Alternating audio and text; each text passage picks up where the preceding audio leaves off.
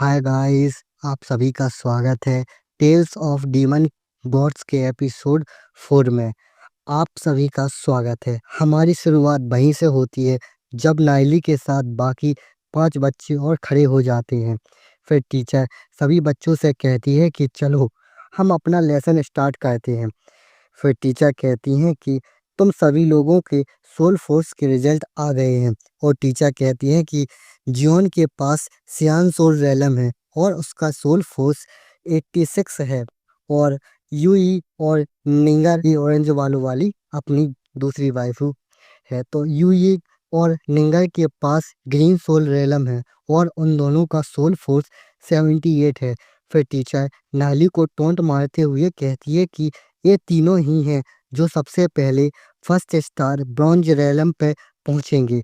तो नाइली भी यह सुन के अपना बेकार सा फेस बनाता है। फिर क्लास में बाकी सब बच्चे आपस में बातें करने लगते हैं इन लोगों के बारे में कि जॉन के पास सियान सोल रैलम है और सोल फोर्स 86 है और बाकी लोगों के पास भी अच्छे रैलम हैं। ये लोग अपनी लाइफ में एक लेजेंडरी रैंक डीमन स्पिरिचुअलिस्ट बन पाएंगे। हमारी क्लास में इतने टैलेंटेड बच्चे भी हैं। फिर नाइली निंगर की तरफ देखता है और अपनी निंगर का क्यूट सा लुक दिखाया जाता है। फिर नाइली कहता है निंगर सियाओ फैमिली की पहली संतान है और सियाओ फैमिली ग्लोरी सिटी की 7 नोबल फैमिली में से एक है और निंगर बस थोड़ी ही कम है जियोन से। ग्लोरी सिटी का के तबाह होने से पहले निंगर और जियोन दोनों ही सिल्वर रैंक पर पहुंच गई थी। इन दोनों को हमारी जनरेशन का ट्विन स्टार भी कहा जाता था। और कहता है कि सियाओ फैमिली ने निंगर को स्कारलेट फैमिली के लड़के यूई के बड़े भाई से शादी करने को फोर्स किया अपना एक वादा पूरा करने के लिए। तो निंगर अपनी फैमिली को छोड़ के एंसेस्ट्रियल माउंटेन के ब्लैक डेवल फॉरेस्ट में चली गई थी और कभी भी वापस लौट के नहीं आई। और सोचता है कि अगर मुझे मौका मिला तो मैं निंगर की भी मदद करूंगा। फिर नाइली टीचर की तरफ देखता है और जहां टीचर कह रही होती हैं कि जो फाइटर्स और डीमन स्पिरिचुअलिस्ट का टेस्ट है वो बस 2 महीने बाद होगा। फिर टीचर कहती हैं टेस्ट के समय तक मैं आशा करती हूँ कि तुम में से और भी कई लोग first star bronze rank demon spiritualist बन जाएंगे। डूजे नाइली से कहता है कि जब फाइटर्स की और डीमन स्पिरिचुअलिस्ट की सोल फोर्स 100 पे पहुंच जाती है तब उनके फर्स्ट स्टार ब्रॉन्ज रैंक तक पहुंच पाते हैं और वहां तक पहुंचना बहुत ही कठिन होता है। बहुत लोग तो अपनी जिंदगी भर में भी वहां नहीं पहुंच पाते हैं। और डूजे कहता है कि 100 किलो का पत्थर उठाना और अपने एक हाथ से पेड़ को तोड़ देना इस लेवल की स्ट्रेंथ को ही हम फर्स्ट स्टार ब्रॉन्ज रैंक कहते हैं। और लू पियाओ खड़ा होता है और दूजे से कहता है जो डीमन स्पिरिचुअलिस्ट होते हैं वो अलग होते हैं। उन्हीं में जो सोल फोर्स होती है वो 7 कलर में होती बांटी जाती है। फर्स्ट होती है रेड, सेकंड होती है ऑरेंज, ये फिर होती है येलो, फिर होती है ग्रीन, फिर होती है सियान, फिर होती है अजुरा और फिर लास्ट में होती है इंडिगो। एक साधारण व्यक्ति के पास रेड सोल रेलम होती है तो उसके लिए एक डीमन स्पिरिचुअलिस्ट नामुमकिन होता है। फिर जियोन की तरफ देख के कहता है कि जिन व्यक्ति के पास ऑरेंज और येलो सोल रेलम होता है तो उनके लिए सोल फोर्स के साथ ट्रेनिंग करना अच्छा माना जाता है। और जिन लोगों के पास ग्रीन या सियान सोल रेलम होता है उन लोगों को तो जीनियस टैलेंटेड माना जाता है। और बाकी बच्चों की तरह देख के कहता है कि वही लोग होते हैं जो आधे साल में ही फर्स्ट स्टार ब्रॉन्ज रैंक पे पहुंच पाते हैं। और जब वह एक ऑफिशियल डीमन सोल स्पिरिचुअलिस्ट बनते हैं तो यूई की तरह देख के कहता है कि जो लोग बड़ी फैमिली में जैसे स्कारलेट फैमिली में जन्म लेते हैं तो उन लोगों को बच्चे बचपन से ही बहुत सारे लेक्चर दिए जाते हैं। तो उन लोगों के लिए 2 महीने में ब्रॉन्ज रैंक पर पहुंचना आम बात होती है। और फिर ये सोचता है कि ये साला नाइली कुछ भी नहीं है मेरे आगे और मैं ही जियोन के काबिल हूँ। और इस साले नाइली की हिम्मत कैसे हुई मेरी आंटी के साथ शर्त लगाने की। ये 2 महीने में फर्स्ट स्टार ब्रॉन्ज रैंक पे पहुँच जाएगा। ये क्या सोचता है कि एक रेड सोल रेलम का व्यक्ति कभी भी 2 महीने में फर्स्ट स्टार ब्रॉन्ज रैंक रेलम पे पहुँच पाएगा? फिर टीचर नाइली की तरफ इशारा करके कहती हैं कि मैं देखती हूँ कि वो जो कह रहे हैं कि वो 2 महीने में फर्स्ट स्टार ब्रॉन्ज रैंक पे पहुँच जाएँगे, वो लोग कहाँ तक पहुँचते हैं? तो नाइली भी स्माइल करते हुए कहता है कि अभी 2 महीने हैं, बहुत टाइम है अभी हमारे पास। फिर डूजे और नाइली और ली पियाओ तीनों दीवार के पास खड़े होते हैं। फिर नाइली सीटी बजा रहा होता है। तभी लू पियाओ कहता है, नाइली क्या तुम्हें जियोन पसंद है? तो नाइली कहता है, हाँ पसंद है, वो मेरी बीवी है। तो लू पियाओ भी नाइली को देखता है। फिर लू पियाओ सांस छोड़ते हुए कहता है, हाँ जियोन वाकई में एक सुंदर लड़की है। अब तुम मेरे भाई हो तो मैं उसको जाने देता हूँ। फिर कहता है नाइली से कि तुम मेरे भाई हो तो मैं तुमको एक बांड करना चाहता हूँ कि जो जियोन है उसकी आइडेंटिटी बहुत मिस्टीरियस है। हम जैसे लोग उसको नहीं पा सकते हैं। फिर डूजे कहता है कि तुम लोग थोड़ा अपनी वास्तविक दुनिया में आओ।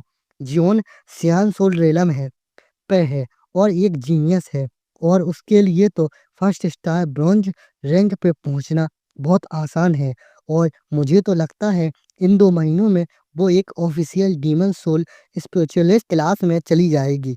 तो फिर उसकी कल्टीवेशन हम लोगों से बहुत ऊपर पहुंच जाएगी। तो नाइली और लू पियाओ और डूजे की तरफ अजीब सी आंखें करके देखते हैं और डूजे कहता है कि और जॉन किसी को याद रखती है और किसी को नहीं, वो अलग प्रॉब्लम है। लेकिन मुझे सबसे ज़्यादा नफ़रत तो इस बात से है कि तुम साले सब नोबेल सब हमेशा लड़कियों के पीछे भागते हो और लड़कियों के बारे में ही सोचते हो, ना कि ट्रेनिंग और मेहनत करने के बारे में। तभी लू पियाओ कहता है कि तुम्हारे कहने का क्या मतलब है कि हमेशा लड़कियों के बारे में सोचना? तुम क्या मज़ाक कर रही हो? मैं भी हार्ड वर्क करता हूँ और डेली ट्रेनिंग करता हूँ। बस मैं आधे दिन में ही लड़कियों के बारे में सोचता हूँ। तो डूजे अजीब-सा फेस बना के कहता है कि हे भगवान! मैं इन लोगों के बीच में शामिल कैसे हो गया? तो लू पियाओ यह सुन के अपना चेहरा दूसरी तरफ मुड़ के स्माइल करने लगता है। फिर नाइली भी इन लोगों की बातें सुनता है और स्माइल करता है। फिर डूजे नाइली से कहता है कि तुम मेरी मानो कि तुम्हें ये सब छोड़ के ट्रेनिंग करनी चाहिए। तभी नाइली भी आंखें बंद करके स्माइल करके कहता है कि तुम परेशान मत हो, मैं जानता हूँ कि मुझे क्या करना है। और लू पियाओ इन दोनों की बातें सुन रहा होता है और नाइली कहता है कि जो मुझे चाहिए मैं उसको हासिल करके रहूँगा। और तो डूजे कहता है कि चलो ठीक है, तुम कुछ भी करो, हम लोग तुम्हें हमेशा सपोर्ट करेंगे। भाई लोग ऐसे दोस्त सबके पास होने चाहिए भाई लोग, जो हमेशा कहें तू कुछ भी कर मैं हूँ, यही होते हैं जिगरी यार।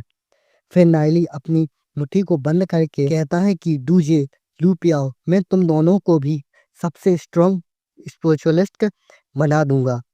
तभी लू पियाओ अपने हाथ खड़े करके कहता है, इसे भूल जाओ, मेरे पास रेड सोल रेलम है। मैं अपनी फैमिली की मदद से उनसे एलिक्सर लेके एक फाइटर तो बन ही जाऊंगा, लेकिन डीमन स्पिरिचुअलिस्ट बनना ये तो बहुत मुश्किल है मेरे लिए। तो डूजे कहता है कि फाइटर बनने से क्या होगा? तुम जितना ऊपर जाओगे तुम्हें उतना ही कठिन ट्रेनिंग करनी होगी और एक फाइटर कभी डीमन स्पिरिचुअलिस्ट के सेम लेवल पे में भी मैच नहीं कर सकता है। और बैटलफील्ड में एक लीजेंड रैंक का फाइटर वो एक black gold rank demon spiritualist के बराबर भी नहीं होता है। एक डीमन स्पिरिचुअलिस्ट की पावर और उनकी कॉम्बैट फोर्स एक अलग ही लेवल पे होती है। तो ये सुन के लू पियाओ कहता है कि किसने कहा मैं एक लेजेंड रैंक फाइटर बनूंगा? अगर मैं ये एक गोल्ड रैंक फाइटर भी बन जाऊं तो भी मैं संतुष्ट रहूंगा। तो यह सुन के डूजे सदमे में चला जाता है। तो नाइली लू पियाओ के कंधे पे हाथ रख के कहता है कि तो क्या हुआ अगर तुम्हारे पास रेड सोल रेलम है, मेरे पास भी रेड सोल रेलम है। तो डूजे कहता है कि नाइली क्या तुम्हारे पास कोई मेथड है क्या जिससे हम अपनी सोल रेलम को रिफाइन करके बढ़ा सकते हैं? तो नाइली कहता है बस मेरी बात मानो और मुझे सुनो।